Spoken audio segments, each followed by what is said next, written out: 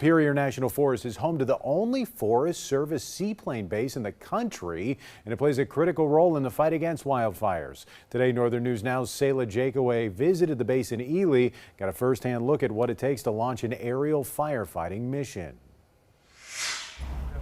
Good afternoon. I'm standing at the Shagawa Lake located in Ely, where behind me the Sawtooth Hotshot firefighting crew are actively gearing up to enter these seaplanes. They have their camping equipment and their canoes, and they'll be heading off to Gull Lake, where they will then transport from canoe to land to fight the bear trap fires. Now, these seaplanes have been one of the many methods used to actively fight these wildfires.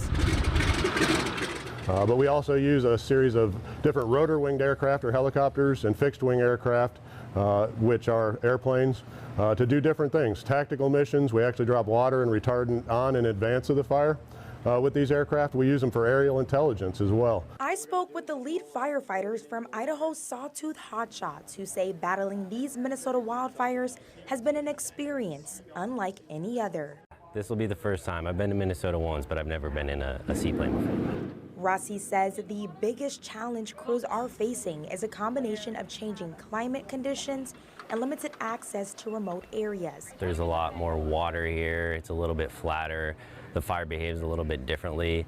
It seems like it's really wind and humidity driven.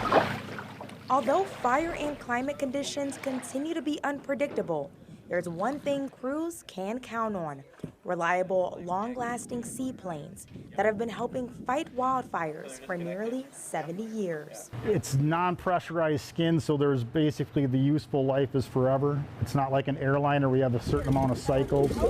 Now, since July, multiple firefighting crews nationwide have came here to Ely, Minnesota to help put out these fires. Tomorrow, the Eastern Complex manager team will be taking over for the Sawtooth Hotshot Idaho firefighting team to help fight these active fires.